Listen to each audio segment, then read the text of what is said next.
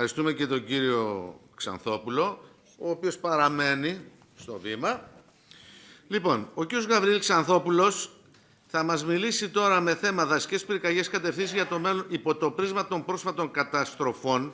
Είναι διευθυντής ερευνών ελληνικός του οργανισμού Ελγό Δήμητρα. Σωστά τα λέω? Μπράβο. Σωστά. Ινστιτούτο Μεσογειακών Δασικών Οικοσυστημάτων κλπ. Ο κύριος Ξανθόπουλος. Λοιπόν, καλημέρα μου και εμένα. Χαίρομαι που είμαι εδώ και δεν θα χάσω χρόνο για εισαγωγή. Θα πω απλώς ότι ασχολούμαι με το αντικείμενο από το 1990 που γύρισα από τις Ηνωμένες Πολιτείες. Αυτά που θα σας πω βασίζονται και στην επιστήμη, αλλά και στην εμπειρία μου, με την όλη παρατήρηση που έκανα και με την όποια εμπλοκή είχα από διάφορα στάδια και από διάφορες θέσεις με το αντικείμενο. Θέλω να ελπίζω ότι θα αποτελούν τροφή για σκέψη, γιατί ορισμένα από αυτά αποτελούν και οράματα για το μέλλον, κάτι που ήλπιζα ότι θα το κατάφερνα στην καριέρα μου νωρίτερα να μπορέσω να έχω κάποια επιρροή. Δεν είχα την ευκαιρία και πολλά από τα πράγματα αυτά που τα έχω γράψει και από τη δεκαετία του 90, γραπτά, όχι προφορικά, γραπτά, δυστυχώς δεν έχουν εφαρμοστεί ακόμα σήμερα και ό,τι πρόβλεψα ότι θα έρθει, ήρθε. Και φοβάμαι ότι αν δεν κάνουμε κάτι να το αλλάξουμε θα έχουμε θέμα. Πάμε λοιπόν. Το ένα που σας το εξήγησε και ο καθηγητής είναι ότι οι δασικές πυρκαγιές χειροτερεύουν παγκοσμίως. Το βλέπουμε συνεχώς παντού από τις ειδήσεις οι οποίες έρχονται, που ναι μεν σε κάποιο βαθμό επηρεάζονται από το πόσο εύκολα κυκλοφορεί πληροφορία σήμερα, αλλά δεν υπάρχει πλέον αντίρρηση, καθότι δεν είναι μόνο μακριά κάπου αλλού, αλλά είναι και στη δική μας την πόρτα. Οι επιστήμονες βέβαια προσπαθούν να αναλύσουν αντικειμενικά το φαινόμενο και να προβλέψουν το μέλλον. Βλέπετε εδώ περιπτώσεις Αμαζόνιος, Ελλάδα, Σουηδία, είναι σε όλο τον κόσμο, δηλαδή αρκτικές περιοχές, μεσογειακές περιοχές, Ινδονησία, παντού υπάρχουν αντίστοιχα άρθρα επιστημονικά ή εκλαϊκευμένα που λένε τι στο διάλογο γίνεται με αυτή την κατάσταση. Και παράλληλα, εκεί που δίνει τη μεγάλη έμφαση είναι οι ακραίες δασικές πυρκαγιές. Ακούτε συνεχώς ότι μας ξεφεύγουν μόνο 1-2% των πυρκαγιών μας ξεφεύγουν, όμως οι εκτάσεις συνολικά ανεβαίνουν και πάνω απ' όλα οι καταστροφές ανεβαίνουν. Και αυτό το πράγμα κάτι πρέπει να μας πει. Η τρέχουσα προσέγγιση λοιπόν ως προς τη διαχείριση των δασικών πυρκαγιών συνοψίζεται στα εξής. Οι τεχνολογικές εξελίξεις υπόσχονται πιο αποτελεσματική καταστολή των δασικών πυρκαγιών. Στην προσπάθεια καταστολής όλων των πυρκαγιών χρησιμοποιούνται εναέρια πυροσβεστικά μέσα, εξελιγμένα πυροσβεστικά οχήματα, επιβραδυτικά πυρκαγιάς, drones, προηγμένα κέντρα διοίκησης και εκπαίδευσης, κάμερες, μοντέλα, ό,τι θέλετε. Οι κατασκευαστές πυροσβεστικού εξοπλισμού με τη γενικότερη έννοια προωθούν τα προϊόντα τους. Έρχονται μέσα στο κάθε Υπουργείο και αρχίζουν. Πάρτε αυτό, θα σας λύσει το πρόβλημα. Πάρτε εκείνο, θα σας λύσει το πρόβλημα. Τόσα εκατομμύρια για αυτό, τόσα εκατομμύρια για εκείνο. Οι υπεύθυνοι είναι πρόθυμοι να ξοδέψουν περισσότερα, ελπίζοντας να αποφύγουν μελλοντικές καταστροφές. Είναι πολύ λογικό, πολύ φυσιολογικό. Ότι έχω 4 χρόνια στην κυβέρνηση, θα πρέπει όσο γίνεται να το μαζέψω. Είμαι αρχηγός του πυροσβεστικού σώματος. Θέλω να έχω ό,τι δυνατότερο να μην μου ξανασυμβεί ο επόμενος Εύρος και ούτω καθεξής. Άρα λοιπόν επενδύουν πάνω σε αυτό. Η πολιτική προστασία ενισχύεται παντού, η έμφαση στην καταστολή αυξάνεται χρόνο με το χρόνο, ειδικά μετά από καταστροφικές περιόδους πυρκαγιών και οι προϋπολογισμοί σε όλη την Ευρώπη, σε όλο τον κόσμο έχουν εκτοξευθεί. Πραγματικά εκτοξευθεί. Θα σας πω μόνο ότι στη δεκαετία του 70 δεν υπήρχε ο όρος πολιτική προστασία. Υπήρχε πολιτική άμυνα λόγω του ψυχρού, αλλά δεν υπήρχε πολιτική προστασία. Καθώς αυτό μειωνόταν η σημασία του μετά την πτώση του τείχους του Βερολίνου, άρχισε να εμφανίζεται η πολιτική προστασία, ξεκινώντας από τη Γαλλία, και να επεκτείνεται. Και συνεχώς μεγαλώνει, αλλά δεν έχει λύσει το πρόβλημα. Το πρόβλημα λοιπόν επιμένει και στην πραγματικότητα χειροτερεύει. Βεβαίως θα το δείτε στα μέσα ενημέρωσης, που θα πούνε όπως εδώ το Euronews, «Forest fires grow in number and intensity around the world». Δηλαδή ότι χειροτερεύουν οι πυρκαγιές παντού. Ναι. Θα το δείτε στις στατιστικές όμως επίσης, που είναι αριθμοί, δεν είναι το τι λένε οι δημοσιογράφοι που πάντα θέλουν να βάζουν και λίγο σαλτσίτσα, λίγο αλατάκι και πιπεράκι. Εδώ είναι αριθμοί. Είναι οι Ηνωμένες Πολιτείες, όχι ένα μικρό άγνωστο έθνος, είναι οι Ηνωμένες Πολιτείες. Βλέπετε με την κόκκινη γραμμή τον αριθμό των πυρκαγιών να μειώνεται και μιλάμε από το 85, έτσι. Βλέπετε με το πράσινο την καμένη έκταση να μεγαλώνει Δεν μιλάμε για ανίκανους ανθρώπους, μιλάμε για μηχανισμό με πολλή γνώση, τεχνολογία κλπ. Και το κυριότερο, δέστε τα έξοδα που είναι η μπορντόη γραμμή. Πώς ανεβαίνει.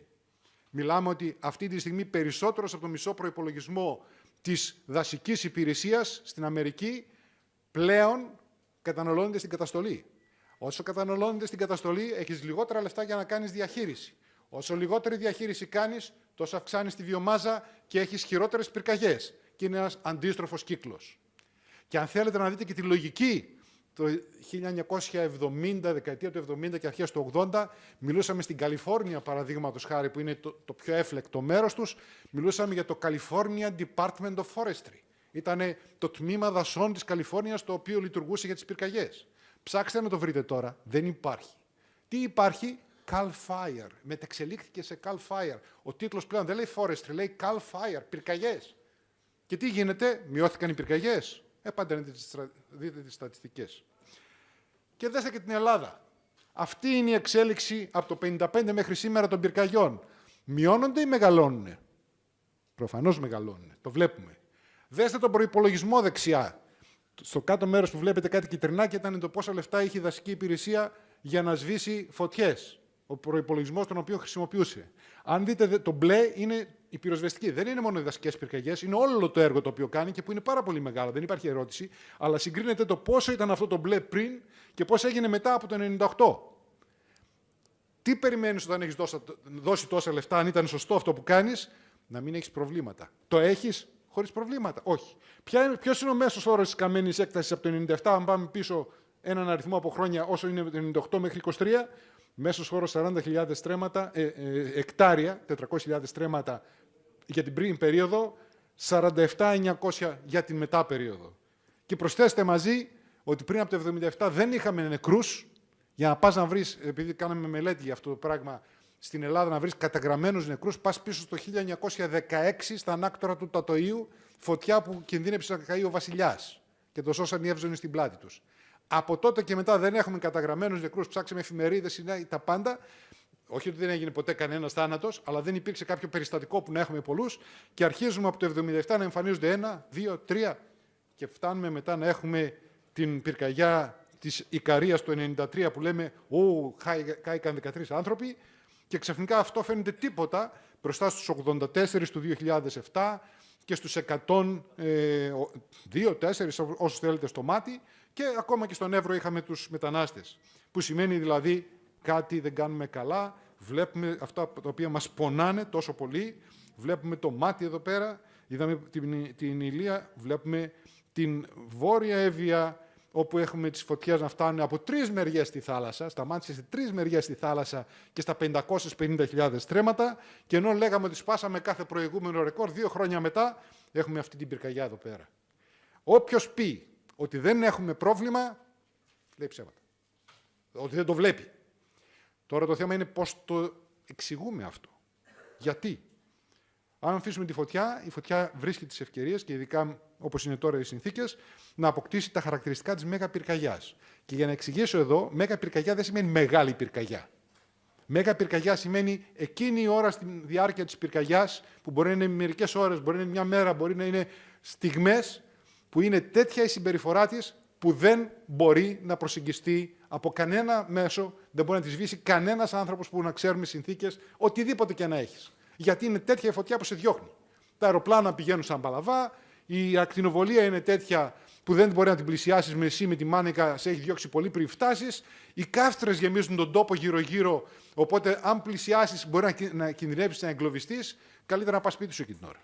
Ή να σκεφτείς τι θα κάνεις μόλις θα καταλαγιάσει, γιατί αυτό καταλαγιάζει. Και η πολιτική, ο τρόπος προσέγγισης πρέπει να είναι τέτοιος να μην είναι σύγκρουση σώμα με σώμα.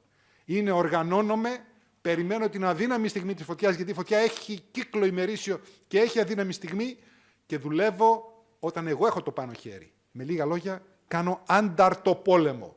Αν δεν το καταλάβουμε αυτό, έτσι δούλευαν οι δασικοί. Έτσι δούλευαν οι δασικοί. Και να σας πω, ήταν πρώτα η μεγάλη, η απόλυτη αρχική προσβολή με όλες τις δυνάμεις, με αυτοθυσία από τους λίγους δασικούς που υπήρχαν στις προηγούμενες δεκαετίες και μετά, όταν σου φεύγε η φωτιά, ακριβώς αυτή η σκέψη.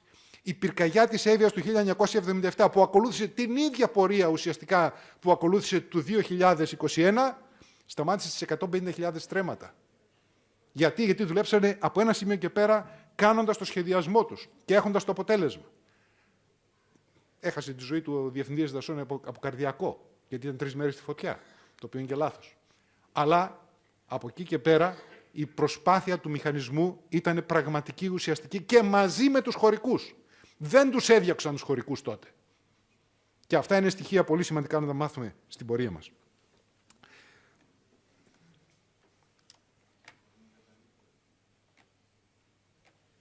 Πέντε λεπτά έχετε. Ναι.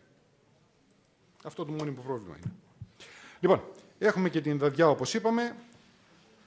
Εν ολίγης, τα μέσα πυρόσβεσης γίνονται ισχυρότερα. Η τεχνολογία συμβάλλει στην αύξηση της αποτελεσματικότητας, το ετήσιο κόστος αυξάνεται, αλλά και το πρόβλημα παραμένει. Ένας μικρός αριθμός πυρκαγιών μεγάλης έντασης είναι υπεύθυνος για το μεγαλύτερο μέρος της καμένης περιοχής και για τις καταστροφές. Οι μεγάλες πυρκαγιές προκαλούν εκθετικά δυσμενέστερες οικολογικές επιπτώσεις, δηλαδή μπορεί να έχεις μια πυρκαγιά και να σου έχει κάψει 1000 στρέμματα, δεν θα κλονίσει την κοινωνία. Μια πυρκαγιά 950.000 στρεμμάτων δημιουργεί τεράστια προβλήματα. Η πυρκαγιά της Ηλίας του 2007 δημιούργησε τεράστια προβλήματα στον τοπικό πληθυσμό, χάθηκε πληθυσμός, έφυγε πληθυσμός, δεν αναρθώθηκαν οι οικονομίες. Η προσπάθεια που αποτέθηκε στον τότε πρέσβη Μολυβιάτη να διαχειριστεί αυτά τα χρήματα δεν τελεσφόρησε. Τελικά τα χρήματα κατέληξαν στο να μειώσουν το χρέος μετά το 2012. Και το αποτέλεσμα, η Ηλία δεν ορθοπόδησε. Για την Εύβοια είναι ζητούμενο. Έκανε την προσπάθεια του ο κύριος Μπένος. Γίνεται προσπάθεια. Πάντα υπάρχουν οι θετικοί, οι αρνητικοί, υπάρχουν οι ακραίοι που λένε όλα είναι στραβά, όλα είναι αυτά. Σημασία έχει να δουλέψουν όλοι μαζί, αλλά να υπάρξουν και τα χέρια τα δεμένα, να υπάρξουν και καινούργιες πολιτικές, να δούμε από όλες τις μεριές το θέμα. Κανένας δεν έχει την απόλυτη γνώση, ούτε εγώ. Έτσι. Να τα βάλουμε μαζί κάτω, να δούμε, να ανταλλάξουμε απόψεις ουσιαστικές για να πετύχουμε το αποτέλεσμα. Πολύ περισσότερο εδώ, που σας είπε νωρίτερα ο Δήμαρχος ότι έχουμε 22% απώλεια μέσα στην τελευταία δεκαετία πληθυσμού στον Εύρο. Πού θα πάμε τώρα δηλαδή? Και να πω εδώ αυτό που είπα ο Αϊνστάιν, ότι κάτι κάνουμε λάθος, πρέπει να το κατανοήσουμε το πρόβλημα αν θέλουμε να το μετριάσουμε. Και ο Αϊνστάιν είπε ότι τα σημαντικά προβλήματα τα οποία έχουμε σήμερα δεν μπορούν να λυθούν με τον ίδιο τρόπο σκέψης με τον οποίο τα δημιουργήσαμε. Είναι κλασικό αυτό να το καταλάβουμε και να κάνουμε σωστή αποτίμηση. Ποιοι είναι οι κυριότεροι λόγοι? Βεβαίως είναι η κλιματική αλλαγή που μας έχουν φέρει εδώ. Αλλά δεν κατανοούμε και τη δυναμική της εξέλιξης της δασικής βλάστησης και του φυσικού ρόλου της φωτιάς. Η εγκατάλειψη των αγροτικών περιοχών και η μειωμένη διαχείριση των δασών, γιατί έχει παραμιληθεί η δασική υπηρεσία, από 4.500 ανθρώπους το 1998 έχει σήμερα 2.500 γερασμένους ανθρώπους. Απαράδεκτο. Δεν εξηγείται σε μια χώρα που λέει ότι έχω σχεδιασμό και βλέπω το μέλλον. Σε μια τέτοια κατάσταση, λοιπόν, δημιουργείται προφανώς συσσόρευση καύσιμης ύλης. Είναι πιο δύσκολες οι φωτιές και από εκεί και ίσως περισσότερο από εκεί. Και υπάρχει και η αποτελεσματικότητα της καταστολής της πυρκαγιάς. Τα εύκολα χρόνια την πνίγουμε. Αλλά αυτό χτίζει καύσιμα για τα επόμενα, εφόσον δεν έχουμε παράλληλη διαχείριση των δασών. Είναι το λεγόμενο fire paradox. Ψάξτε στη βιβλιογραφία, θα το βρείτε. Δεν είναι δικό μας μόνο το πρόβλημα. Και όταν έχουμε αυτό το πρόβλημα, το φαινόμενο, το fire paradox, ουσιαστικά περιμένουμε τη φωτιά να πίσω από τη γωνία. Θα μας είναι στον επόμενο χρόνο. Και αν τη σταματήσουμε φέτος, θα είναι στον παραπέρα. Άρα λοιπόν κάτι πρέπει να κάνουμε ως προς το θέμα της διαχείρισης. Και έχουμε και τους ανθρώπους οι οποίοι αλλάζουν. Δεν είναι οι ίδιοι οι άνθρωποι σήμερα στην Ύπαιθρο, που είναι λίγοι, είναι ηλικιωμένοι. Και τα παιδιά είναι συνηθισμένα να παίζουν με ένα τάμπλετ. Έτσι, ή με ένα κινητό. Η ανάπτυξη ζωνών μίξης δασών οικισμών είναι τεράστιο θέμα. Έχει γίνει πολύ έντονο τα τελευταία χρόνια. Υπάρχουν λόγοι, δεν έχουμε χρόνο να το αναλύσουμε. Οι σημαντικές αδυναμίες στην πρόληψη των πυρκαγιών. Οι πυρκαγιές, η πρόληψη είναι πάρα πολύ πολύπλοκο θέμα. Δυστυχώς, ακόμα και σήμερα που μιλάνε στο πολιτικό επίπεδο για την πρόληψη, δεν κατανοούν το βάθος του θέματος. Κάποτε προσπαθούσα να το πω στους πολιτικούς, μιλάμε τώρα δεκαετία του 90, του 2000, και νομίζανε πάρα πολύ ότι το θέμα των πυρκαγιών, η πρόληψη είναι να κάνω ένα σποτάκι, μη βάζετε φωτιές. Θυμάστε, κάτι ωραία σποτάκια έχουν βγει κατά καιρούς, πολύ έξυπνα. Δεν φτάνει αυτό. Είναι πολύ περισσότερα πράγματα. Με την κοινωνία, με τους ανθρώπους, με την εκπαίδευσή τους, με το να γίνουν οι οικισμοί πιο ανθεκτικοί, να έχω καλές υποδομές. Δεν είναι κάμερες μόνο να εντοπίσω. Άκουσα νωρίτερα να λέμε για drones να εντοπίσουν. Και αν το εντοπίσω, άμα δεν έχω ποιος θα πάει στη φωτιά, ας βαράνε καμπανάκια, ας έχω ωραίους υπολογιστές. Ποιος θα πάει στη φωτιά, όχι να πάει να τη δει από κοντά, αλλά να μην κατέβει τα 200 μέτρα στην πλαγιά, γιατί εκεί κάτω έσκασε ο κεραυνός, αλλά να μπορεί να έχει τη δύναμη, τις φυσικές συνθήκες, την διάθεση να τρέξει με χειρονακτικά μέσα, με μάνικα, να το κάνει. Και αυτό μπορεί να το κάνει πολλές φορές πολύ καλύτερα ο τοπικός δασεργάτης, ας πούμε, από ότι θα το κάνει ένας πυροσβέστης που δεν ξέρει το χώρο και ψάχνει να βρει πού είναι το μαντρί του τάδε, ας πούμε.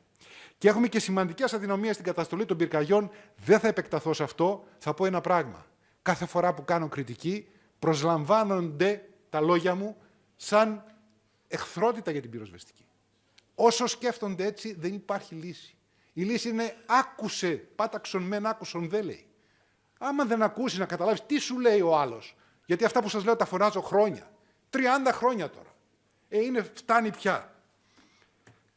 Βλέπετε τον αγροτικό πληθυσμό σε όλες τις περιοχές πώς χάνεται. Σε όλες, δεν είμαστε μόνο εμείς. Εμείς είχαμε 45% αγροτικό πληθυσμό το 60 και σήμερα είμαστε κοντά στο 20. Πώς περιμένουμε αυτή η ύπαιθρος να λειτουργήσει, να μειωθεί η καύσιμη ύλη? Δεν το καταλαβαίνουμε αυτό. Μιλάμε για τους αγρότες μερικές φορές, γιατί είναι όλο αυτό που γίνεται στην Ευρώπη τώρα, το βλέπετε αυτές τις μέρες. Έχουν θέμα. Γι' αυτό μειώνεται. Όταν βλέπεις τους αριθμούς να σου λένε μειώνεται, κάτι δεν κάνουν, δεν μπορούν να ζήσουν εκεί πέρα. Πρέπει να κάνουμε διαφορετικές πολιτικές, με το πρόβλημα να είναι ότι οι άνθρωποι οι οποίοι εκλέγονται σήμερα δεν είναι του αγρότη. Είναι οι άνθρωποι, ακόμα και αν προέρχονται από την Αλεξανδρούπολη ή από τη Θεσσαλία, ζουν στην Αθήνα και εκεί πέρα λειτουργούν στον κυκλάκο τους. Δεν είναι να δώσω μερικά χρήματα στον αγρότη, να του κάνω υποδομές, να του δώσω δύναμη να λειτουργήσει. Αυτό που έλεγε το empowerment ο κύριος Γκολντάμερ. Empowerment, να τον δώσω δύναμη να το λειτουργήσει, να είμαι πιο ευέλικτος. Βλέπετε εδώ, ας πούμε, έχουμε την Ιταλία να είναι κόκκινη εδώ πέρα. Γιατί είναι κόκκινη η Ιταλία? Γιατί την 1η Ιανουαρίου του 2017 κατήργησε τη δασική της υπηρεσία. Ο Ρέντσι, θέλοντας να κάνει οικονομία, κατήργησε τη δασική υπηρεσία. Ποιο ήταν το αποτέλεσμα? Μετέφερε τους δασοφύλακες στους καραμπινιέρους. Το αποτέλεσμα ποιο ήτανε? Κάηκε η Ιταλία το 2017. Και αφού κάηκε η Ιταλία το 2017, την επόμενη χρονιά δημιούργησε καραμπινιέρι φορεστάλι. Δηλαδή αστυνομία των δασών, μέσα στους καραμπινιέρους. Τον πείραζαν οι άνθρωποι που δουλεύανε μέσα στον πολίτη, μέσα στον χώρο, με τους πολίτες και ξέρανε ποιος κάνει τι και τα λοιπά και προλαβαίναν τις φωτιές. Και τώρα τους έφερα από πάνω σαν σώμα ασφαλείας. Τόσο μυαλό έχουν και τόσο δεν ακούνε. Φώναξαν. Μετρήσανε τα αποτελέσματα τα οικονομικά. 0. 30 εκατομμύρια μετά από 5 χρόνια κάνανε οικονομία, λέει. Πόσο καταστρέφηκαν όμως, δεν το λέει. Όπως επίσης, και δεν μπορώ να πω σε βάθος εδώ, δέστε ότι η Αλγερία και η Τουρκία, που σύμφωνα με το γράφημα που βλέπετε δεξιά του 91 το γράφημα, δεν είχαν πρόβλημα με πυρκαγιές τότε, σήμερα έχουν. Γιατί? Εγκαταλείπεται η ύπαιθρος και στην Τουρκία, άμα δείτε πού είναι οι πυρκαγιές, στα τουριστικά τους μέρη. Έφυγε ο κόσμος, πήγε κάτω να δουλέψει γκαρσόνια. Το αποτέλεσμα, αυτό που βλέπετε, Ατάλια κτλ. Έχουν τεράστιες πυρκαγιές και μεγάλα προβλήματα. Μέσος όρος να αλλάξει αναπυρκαγιά πόσο καίγεται? Με όλες τις τεχνολογίες στην Νότια Ευρώπη, τα 5 κράτη της Ευρώπης, σύμφωνα με τα στοιχεία του ύφης, δεν έχει αλλάξει τα τελευταία χρόνια. Είναι αυτό το πράγμα. Γιατί δεν τελειώνει. Άμα έχεις τόσο βλάστηση, θα σου καεί στο τέλος και πρέπει να το καταλάβουμε. 20 επιστήμονες εδώ έχουμε κάνει μία αναφορά που έχουμε δημοσιεύσει με στοιχεία και λέμε ότι δεν πρέπει να κοιτάμε πλέον την καμένη έκταση μόνο, αλλά να περιορίσουμε τη ζημιά. Η πυρκαγιά θα συμβεί έτσι κι αλλιώς. Αυτό λέμε. Καταλάβετε το. Να περιορίσουμε τη ζημιά. Να είμαστε λογικοί, να μην έχουμε αυτές τις μεγαπυρκαγιές, να έχουμε καλύτερη σχέση, γιατί είναι ένας παράγοντας με τον οποίο ζούσαν οι άνθρωποι χρόνια και τον ξεχάσανε. Δεν είναι η αλλαγή του κλίματος. Τι να κάνουμε για μας? Δεν μπορώ να πω σε μεγάλο χρόνο. Το μόνο που θα σας πω είναι το εξής. Δεν μπορούμε, καταρχάς, το πρώτο και το βασικό, όχι σε αυτόν τον φορέα, όχι σε εκείνον τον φορέα. Αυτό δεν νοείται. Δεν περισσεύει κανείς. Δεν μπορεί να βγάλεις το πυροσβεστικό σώμα και να το κάνεις θεατή. Θα ήταν παράλογο.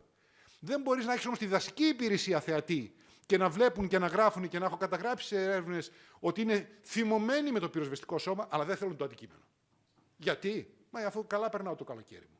Γιατί? Αφού δεν ξέρω πια πυρκαγιές. Τόσα χρόνια με έχουν κρατήσει μακριά, τις έχω ξεχάσει. Υπάρχουν χίλιοι λόγοι. Δεν είναι όμως σωστό σαν χώρα να το σκεφτόμαστε έτσι.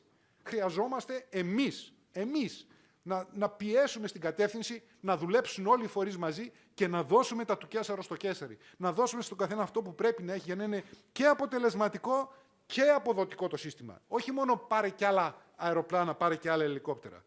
Η πρόληψη που είναι πολύ πολύ σχηδής απαιτεί μια δασική υπηρεσία που να την λειτουργήσει και να έχει καινούριο προσωπικό. Και η πρότασή μου ουσιαστικά είναι αυτή.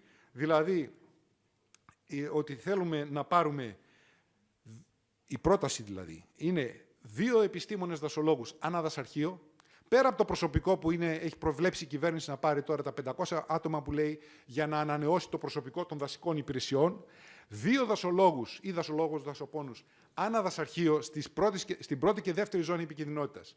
Έναν δασοπόνο τουλάχιστον στο τρίτο ή έναν δασολόγο στην τρίτη κατηγορία επικινδυνότητας και μια κεντρική υπηρεσία στελεχωμένη όχι μόνο με δασολόγους, αλλά και με ψυχολόγους και με νομικούς και με δημοσιογράφους κτλ., ώστε να μπορεί να λειτουργήσει σαν κεντρική υπηρεσία πρόληψης και αυτός ο μηχανισμός να έχει μια κάθετη δομή μέσα στην δασική υπηρεσία, κάνοντας περίπου αυτό που λέγαμε δασικό σώμα, χωρίς όμως σε πρώτη φάση να έχει δασοφύλακες για να τρέχουν στις φωτιές.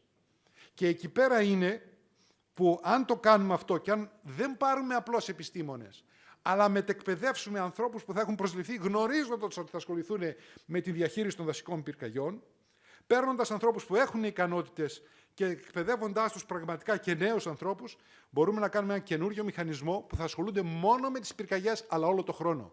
Γιατί ό,τι και να κάνεις σε ένα μηχανισμό που είναι τόσο υποστελεχωμένος, όταν θα το βάλεις, δέστε και την πυροσβεστική τι κάνει. Τρέχει για πλημμύρες, για το ένα, για το άλλο, και την παραμονή των πυρκαγιών αρχίζουν οι συσκέψεις να το κάνουμε γιατί αυτό. Όχι, θέλω όλο το χρόνο να είναι. Από τη στιγμή της αποκατάστασης μεταπυρικής, το σχεδιασμό, την πρόληψη για το επόμενο αυτό, τους εθελοντές, την επαφή με τον πολίτη, τα μαθήματα στους μαθητές του σχολείου, όλο το σύστημα και την εφαρμογή των μέτρων, όταν το κάνω αυτό, η αποτελεσματικότητα θα είναι παρασάγκας μεγαλύτερη. Δεν θα μπω στα καθήκοντα να τα περιγράψω. Θα πω ότι χρειάζεται να το κάνουμε σε συνεργασία και όχι ο ένας κόντρα με τον άλλον. Είπαμε για την κεντρική υπηρεσία. Υπάρχει ένας ενδεικτικός προϋπολογισμός. Προϋπολογίζω αυτό το πράγμα γύρω στα 10 εκατομμύρια το χρόνο. Για το προσωπικό, τους μισθούς και τη μετακίνηση. Θα ήθελα να το συγκρίνουμε αυτό. Ας πούμε ότι είναι 12 με 20 εκατομμύρια συνολικά μαζί με τον εξοπλισμό που θα πάρουν. Θέλω να το συγκρίνουμε, έτσι, με τα 500 εκατομμύρια περίπου προϋπολογισμό του πυροσβεστικού σώματος το χρόνο.